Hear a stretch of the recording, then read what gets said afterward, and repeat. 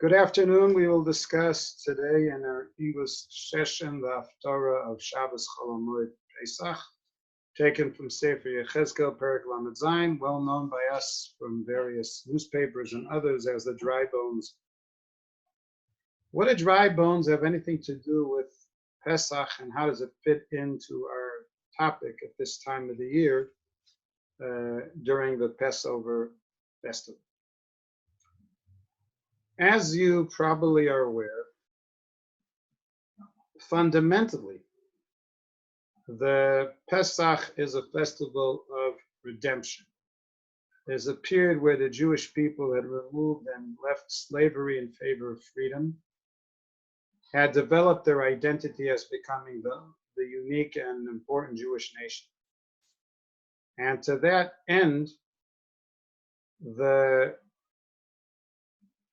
feeling of the Jews for over 200 years of servitude was with a state of uncertainty, with a state of being deprived from many of their rights, and they were not able to serve Hashem to the extent they would like to.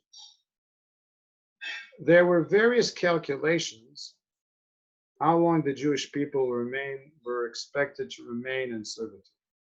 If you look carefully in Bereshis Perek Tesvav and Parshas Lech Lecha, when you had the covenant of Paratz Priest Ben Avram Avinu was told that of his descendants, they are going to be enslaved and tortured for 400 years. Obviously, even when a decree of this nature is mentioned, it doesn't mean that the 400 years have to be literally. One of the fundamental ideas of Jewish thought is that decrees that are to the negative of the Jewish people, when Shuvah takes place, don't have to happen at all. And even if they do, they are often much shorter than they were originally expected to be. And to that end, the 400 years doesn't have to be taken literally. But in any event, if we do speak about that number, the question is, where do you calculate it from? Our rabbis have told us that the overall period of servitude in Egypt was up to 210 years, taken from the statement Yaakov says to his children when they go down to Egypt because of a famine in Eretz Yisrael, Redu Shama v'shivru lanu misham. Please descend to Egypt and buy food over there. The numerical value, the gematria of the word Redu, Reish Dalet Vav, is 200 plus 4 plus 6, getting to 210. And 190 years were between the time that Yitzchak was born and the time when the Jews, actually Yaakov's children, with their father, already had relocated to Egypt. How do we know that 190 years had gone by from Yitzchak's birth until the Jews actually, as an entire group, were relocated to Egypt?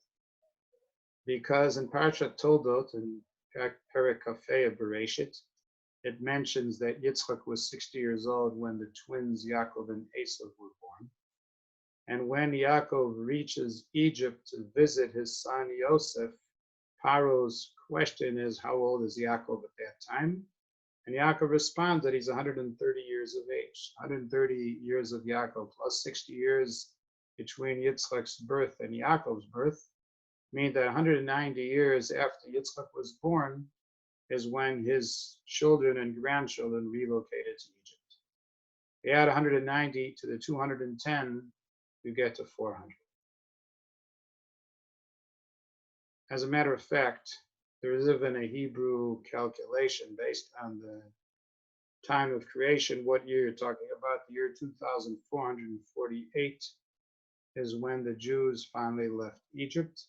And the year 2048 is when Yitzchak was born, 100 years after his father Avram was born in 1948, not of the Common Era, but of the time from the world's creation. Exactly 500 years after Avram was born is when the Jews finally depart from Egypt entirely on Pesach Eve. that's when the freedom was achieved. There are other calculations that make it less than 210 years, because as long as Levi, Yaakov's son, was still alive, he was the last of his sons to pass away, there wasn't a feeling yet of torture and servitude to the full extent. It goes down to as least less as 86 years altogether of actual servitude. But in any event, the years that the Jews were suffering were very, very meaningful years.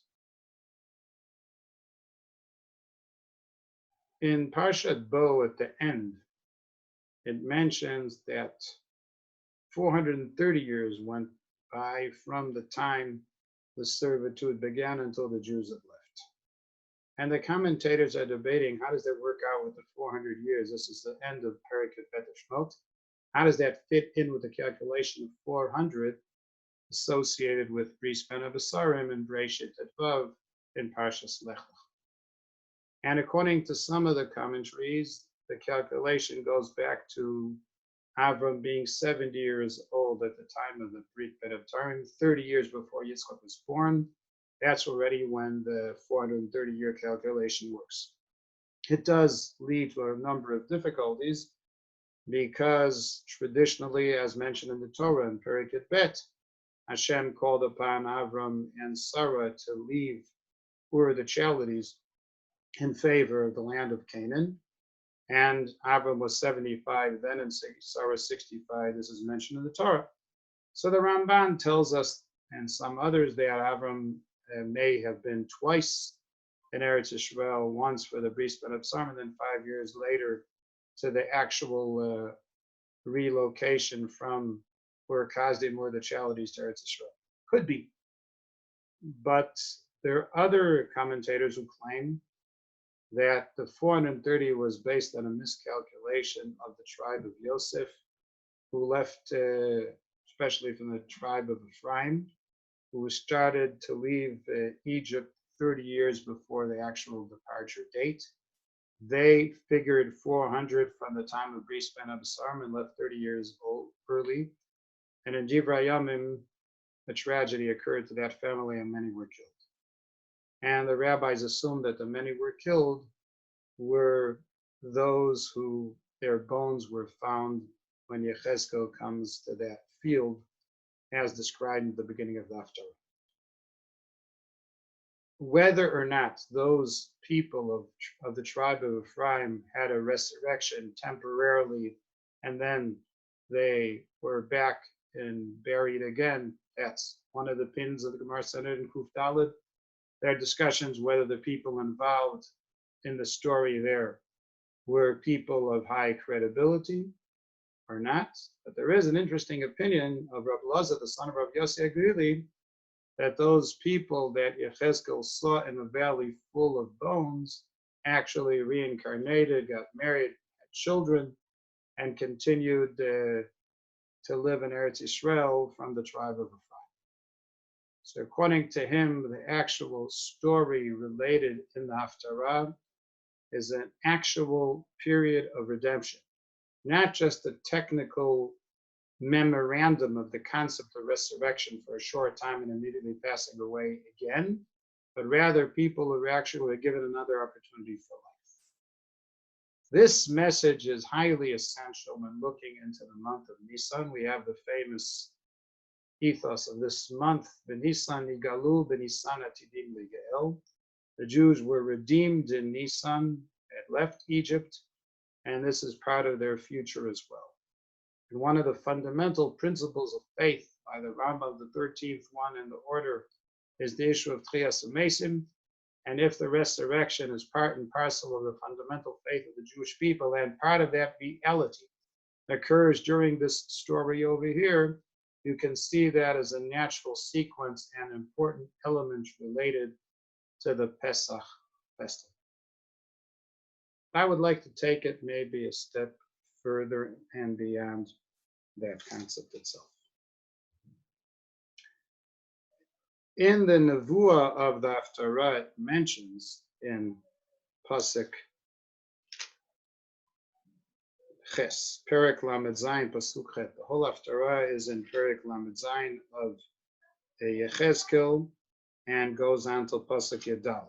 Interestingly enough, it is the immediate follow-up of another Haftarah that we read, Haftarah Parshas Para in Perek Lamed Vav, and the psukim right after the Haftarah ends in Pasuk Yadalet at the beginning of Haftarah Parshas Vayigash. This is not accidental. The three consecutive chapters in Yechezkel, three consecutive themes are representing three Haftarot in a row. They don't take up, three full chapters. They take up a chapter and a half. But from the middle of Perek Lamed Vav, we start with the Haftarah of Parshas Para from Pasuk Ted Zayin, and it goes all the way till the end of Perek Lamed Zayin with three Haftarahs in there. In fact, even the Perek afterwards, Lamed Chet, which talks about Gog and Magog, is also Haftarah 6 months later on Shabbos Chol Hamoed Sukkos. It's not overly surprising that these prakim have a lot of Haftarah material in them, because the main parts of redemption in Sefer Yechezkel are in the prakim between Lamed Dalet and Lamed Tes. To a certain extent, even Lamed Gimel is considered already a beginning of it. And starting from Perek Mem onwards are the temple dimensions of the future Beis Hamikdash, the way Yechezkel sees them. And they also, a number of them, are included in Haftarot that we have. And since we're talking about something which has long-term consequences in the faith of the Jewish people and giving us a lot of hope and support, it makes sense that these are included in our Haftarot. But more specifically, if one looks back at the end of Perek Lamed Vav, after the Jews are purified and improve their behavior, and Hashem sprinkles the red heifer water, if you want, in purifying the Jewish people, at the end of Perek Lamed Vav, it says in Pasuk Lamed Zayin, Ko Amar Hashem Elokim Odi Daresot Beit Yisrael Arbe Otam Katzon Adam. I will bless them to have a whole flock of people. Katzon Kodashim Katzon Yerushalayim B'Moadeh Ken Tieh Ha'arim Hecharevot Meleot Tzon. There indeed is a prophecy here that Yerushalayim will be full of many Jews, and they will all have the ability and to actually ascend and come to Yerushalayim.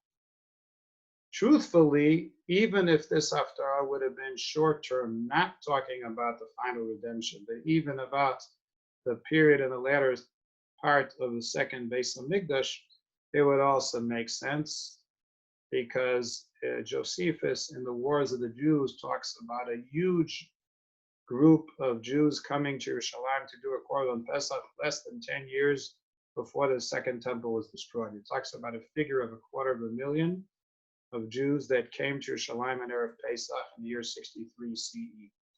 Even if he's exaggerating, by the way, some of the historians of the period think that he wasn't overly exaggerating. This could be as much as 10% of the entire Jewish community in the world at that time, and so many of them come to Yerushalayim for the marvelous idea of a Korban Pesach.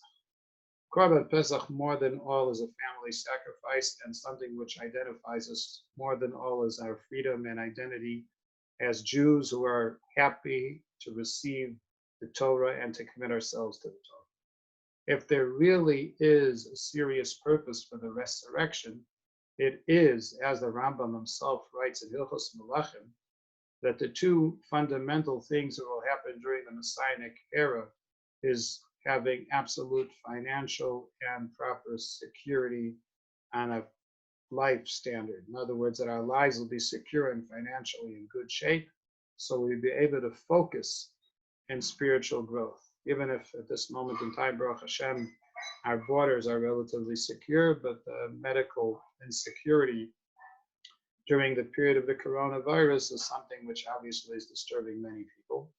And yet we are trying our best, hopefully, to continue the study of Torah to our best extent, and using the technology of today in order to have more and more options for people to learn. But you can imagine this would be even better if our situation would be, in all senses, including medically, much better than the current event.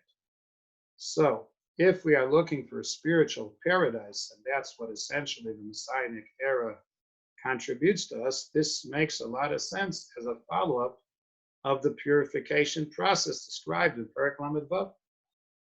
Yet, here in the beginning of Perek Lamed Zayin, Hashem actually puts me into a valley full of bones, and I see all over the show bones that are very dry. And in Pasuk Gimel, Hashem asked me, will these bones actually resurrect, and will they come into life again? And Hashem says in Pasuk Hey that He will bring spirit and give them life again and flesh.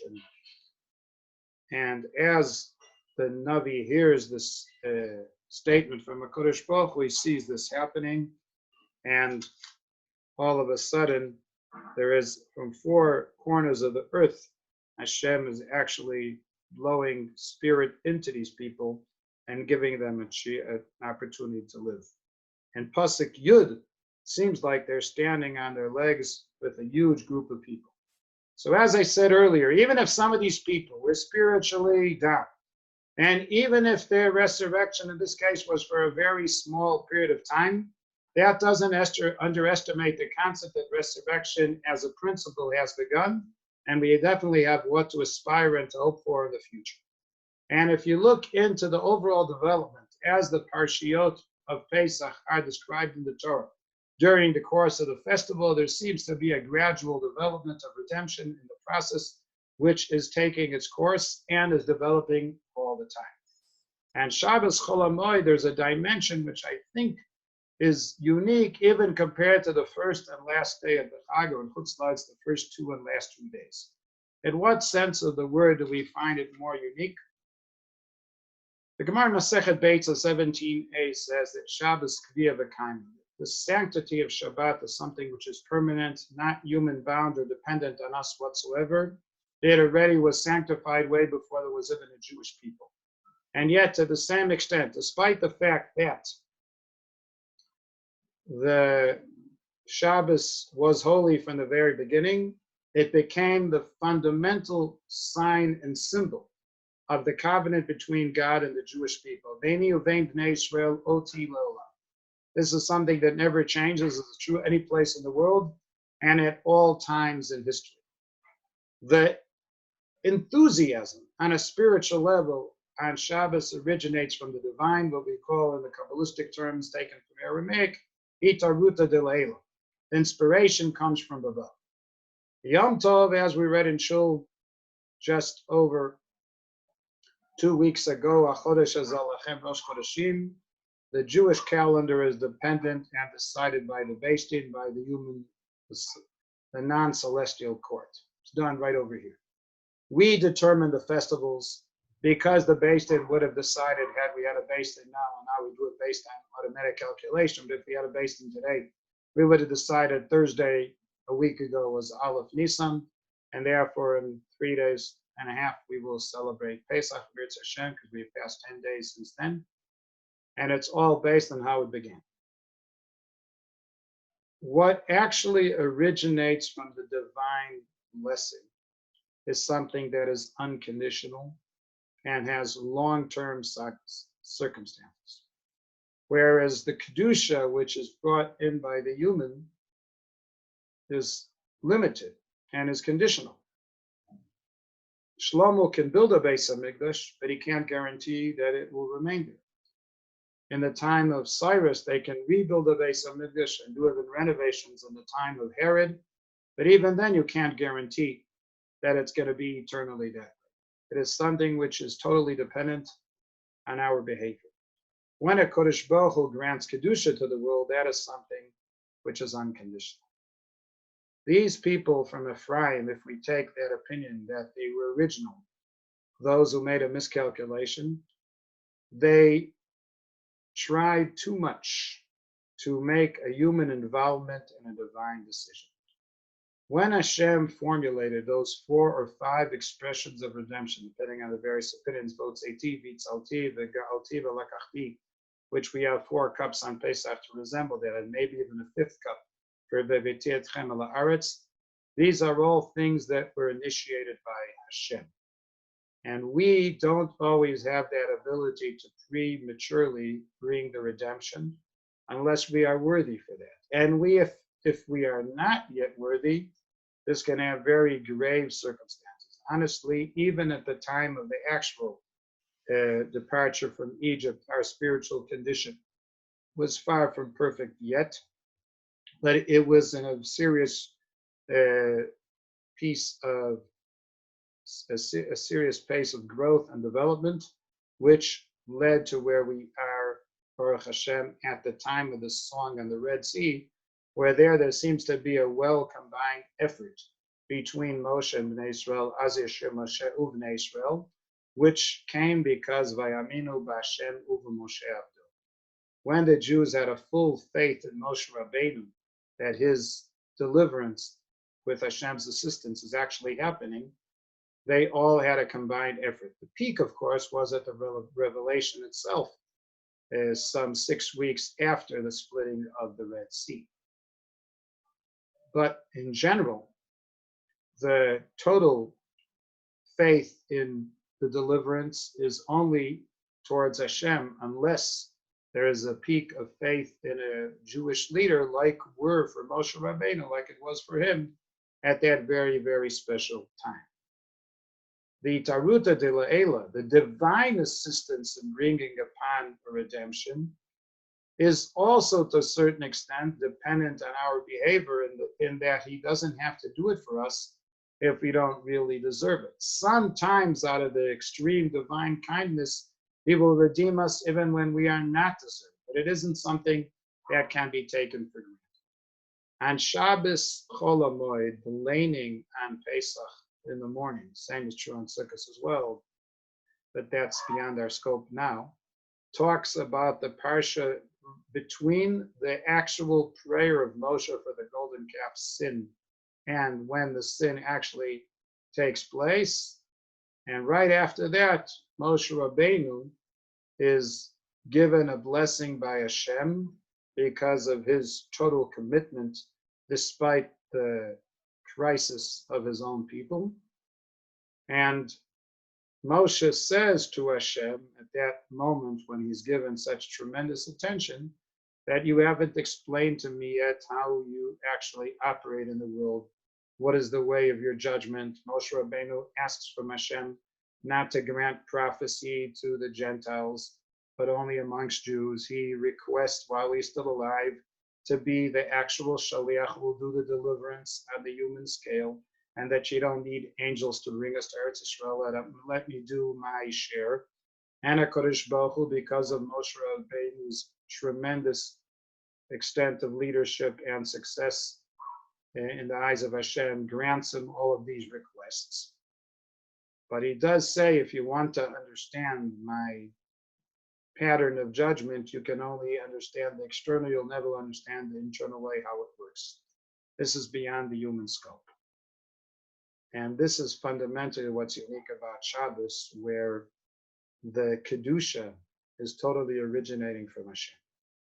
Whereas Chol Hamoed is a day not only where the festivity in the first place is designated and decided by the human court. That's what we call Itaruta Dilatata. The lower court is the one who decides on the Kedusha. Chol Hamoed is even less holy than Yom Tov itself. There are certain malachas, certain activities which are permitted on Yom Tov, even rabbinically. Many of the commentaries, no, not all, to put it lightly, but many commentaries believe that even the Isra of working on Chol Hamoed is D'Rabbanan. There are some who say, serious ones who say that's D'Oraita. The Mishnah Berurah summarizes the opinions in Siman Taf Kuf Lamed 7530. But essentially, since there are definitely activities which are permissible, it's a day where the human race is very much involved in determining the Kedusha. Provided that whatever we do is in the spirit of what Hashem sees to be correct.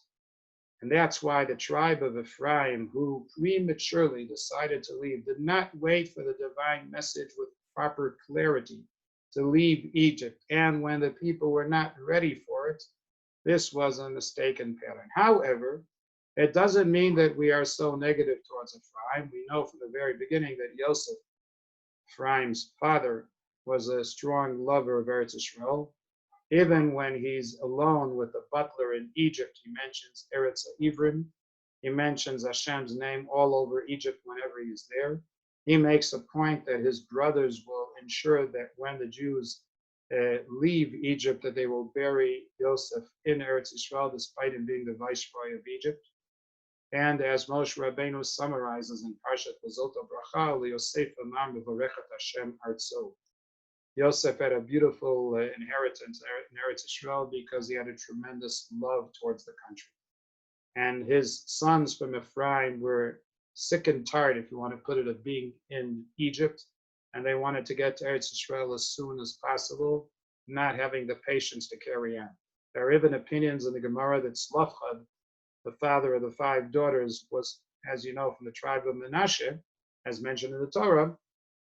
Some say that he was one of the Mapilim, one of those right after the sin of the spies wanted to make the next morning a move to Eretz Yisrael. He was so eager about entering the country, like the tribe Menashe, the son of Yosef, had trained his family in that direction.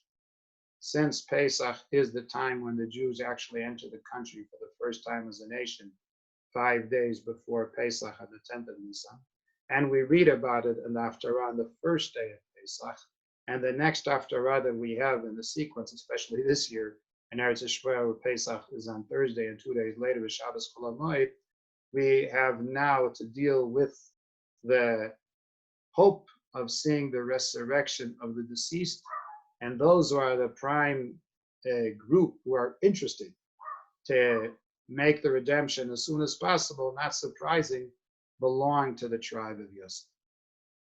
I'd even take a bet, although I can't say what I'm saying now, I can't really guarantee is true.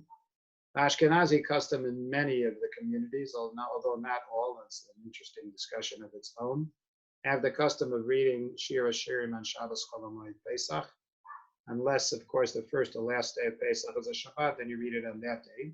But since most of the time, the first day of Pesach is neither Shabbat or the last day necessarily, therefore, very often, Shabbos Chol Hamoed is the right date when Shir HaShirim is read. And that shows the overall love between HaKadosh Baruch Hu and the Jewish people. The love Hashem shares towards Ephraim in general is well known from other places in the Tanakh, such as in Yirmiyahu on the second day of Rosh Hashanah's Hafftarat in Yirmiyahu 31. Aben Yakili Ephraim Yimyelet Shashri Midei Dabri Bo Zachoes Karen Hud.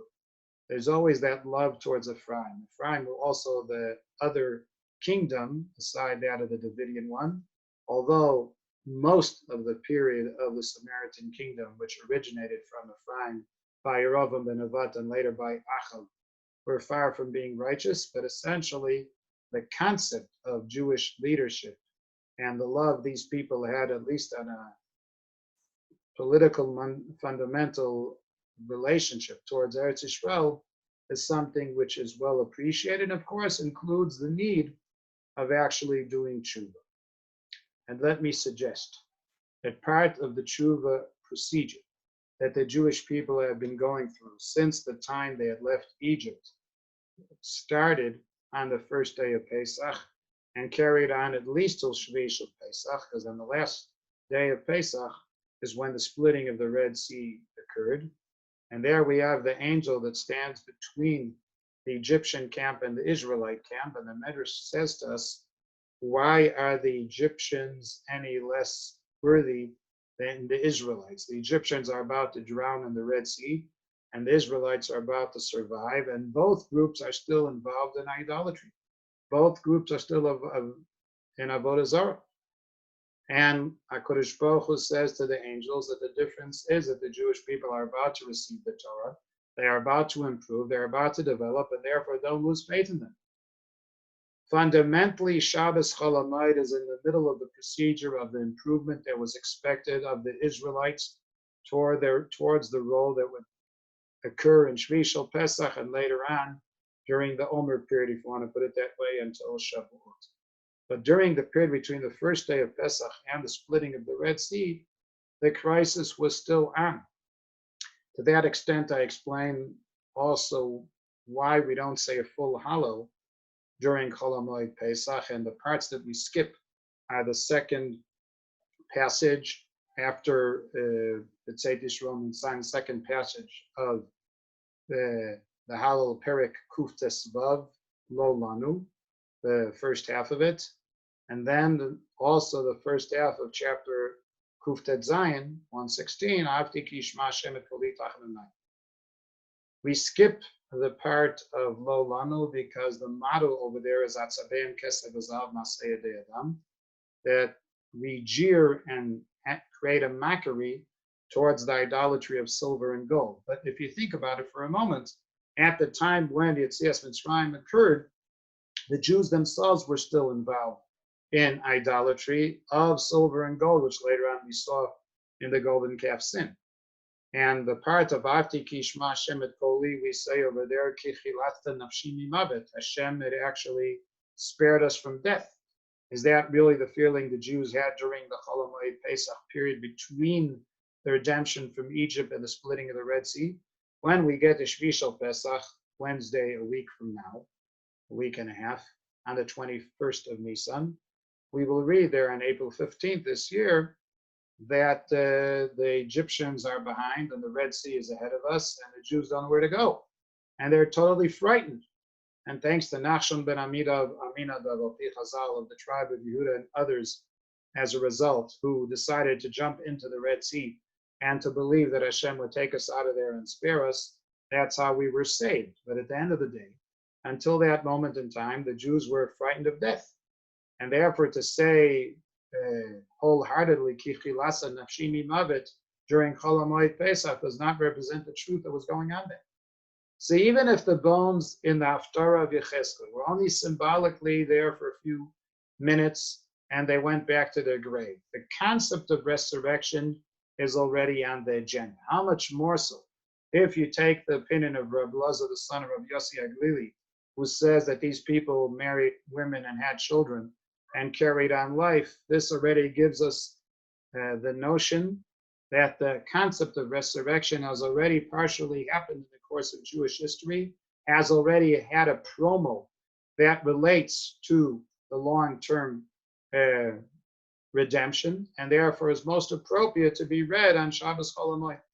Let alone that in Chutz La'aretz there's an 8th day of Pesach, the day after Shvi, meaning Thursday, just over a week and a half from now on the 16th of April. And on the 8th day of Pesach, they read the Hafftarat that we read here in Yom Ha'atzmaut, or the Yom B'Nov Hamoed. And there we're talking about the concept of the ingathering of the exiles, Kibbutz Golios, which is an extremely important fundamental part of the final redemption. And that seems to imply that not only did Nisan serve as a time of redemption in the past, but there's something even much greater ahead on the way that we are looking forward to. This concept is also raised already at the Seder night when Rabbi Elazar ben Azariah was surprised that he couldn't find a biblical source to say Yetziat Mitzrayim at night without Ben Zomah's drasha, who said that Kol Yemei Chayecha, the additional word called, that's superfluous, teaches us to say Kriyat Shema at night. But the rabbis were not overly impressed with the idea of saying Yetziat Mitzrayim at night from that source, because they understood that the word Kol is not referring to the nights now, but referring that in the future times, in time of the Mashiach, we will say Shema in the daytime, but say it even then, including the Yetzias Mitzrayim. Ben Zoma, who seems to say that Yetzias Mitzrayim is said even at night, but not necessarily in the future times, he relies, as the Gemara in Brachas Yud Bet, on Yirmiyahu Navi in chapter 23, who seems to say, if you take it literally, that when the final redemption will take place, the comparative redemption of Yetzias Mitzrayim will not be considered significant compared to the huge redemption of future times. In other words, the small element of redemption now is not comparable at all to the final. But the rabbis who think otherwise believe that even in the future times, we're going to continue to remember Yetzias Mitzrayim, because even if there are things which are of a greater extent at a later stage in the course of Jewish history, that doesn't undermine their importance in the current situation as well. So therefore, we're going to continue to mention Yetziat Mitzrayim even then, and to appreciate the procedure of what developed to the final redemption, as we hope to see in the years to come. And to that end, part of that redemption is the resurrection, and those dry bones will actually have a state of promo resurrection already in the time of Yechezkel Navi, give us a true hope that in the future we'll see that to a full extent. And the fact that we read about this on Shabbos Chol Hamoed, when the Jews themselves were not yet in a full state of tshuva yet, and especially from the tribe of Yosef, that during the period of their kingdom, during Bais Rishon, they were far from acting in perfection on Ben Adam L'Makom. Ben Adam L'Chaver, they were much better, especially by Acham. They didn't have Lashon Hara, says the Yerushalmi Peah. But idolatry was throughout the 220-year period of the Samaritan Jewish kingdom, and yet there's a hope from them also to see the change. And Yirmiyahu Navi already prophesied that idea on the second day, Rosh Hashanah, looking forward to the young tribe of Ephraim and to see it coming back to its place. This gives us a much better understanding why, number one, it is read during the course of Pesach between day 1 and day 7, but maybe even more specific, why Dafka Shabbat Chol Hamoed. Shabbat, the gift of redemption, is totally in the hands of God, who is running the Kedusha of Shabbos without any human intervention. And Chol Hamoed is the opportunity of the human being to get it, to express Kedusha even in times when you're allowed to do some of the work. The Hasidim say that on the one hand, the Gemara in Bracha says that Avram organized Shachris, Yitzchak Mincha, and Yaakov Marav. Who started Musaf? The Hasidim say Yosef. In fact, in Hebrew, the word Yosef and Musaf is exactly the same root. Musaf on Rosh Chodesh or on Chol Hamoed, which is said, besides on Shabbos and Yom Tov, is said on those periods, Rosh Chodesh and Chol Hamoed, even though work is permissible on Rosh Chodesh entirely, and on Chol Hamoed partially. And yet the Musaf dimension in both of them indicates that even in the mundane day-to-day life, there is Kedusha in the world. And these seem to be most associated with the personality of Yosef, no matter where he is, even as a viceroy in the most powerful country at the time, as like in Egypt, he is able to express the divine message even there. The ability of the human being on Chol Hamoed to really express his connection to HaKadosh Baruch Hu to a full extent during a day where you're allowed to do many of the jobs of work that are required and so much more, even in Rosh Chodesh, shows that the person does not neglect Avodas Hashem even when you are not on a break, like on a regular Shabbos or even on the level of Yom Tov. Having the combination of Shabbos and Chol Hamoed together is the most superior combination of the divine assistance of Shabbat and the partial Kedusha, which is totally added by the human being on Chol Hamoed. That's like a combination between Moshe Rabbeinu, the holiest of the Jews, and the most perfect one of them, and Yosef, who is bringing us a spark of Judaism from the anvil, even on Chol Hamoed. So that combination we have here. The truth is that that's one of the discoveries Moshe Rabbeinu had learned between the sin of the golden calf and the writing of the second tablets, which is right after the Kriyas Torah of Shabbos Chol Hamoed. It is mentioned in the laning of Shabbos Chol Hamoed that Moshe was commanded to engrave the second set of tablets, but the Jewish people only received them later, and Moshe Rabbeinu appeals to Hashem for his 13 attributes of mercy. That we actually read about on Shabbos Chol Hamoed, those 13 attributes of mercy. Yosef and all of us need a lot of mercy of Hashem, and that will assist us to get to Shvi Shel Pesach in a state of success and faith that will enable us to cross the Red Sea, bring us towards the revelation. There will still be some challenges on the way. What's going to be when we don't have food? We're going to have to pray for the manna. What's going to be when we have to counter Amalek? We'll need those challenges in order to get peacefully to the revelation. But let's hope this will happen as soon as possible. Thanks a lot.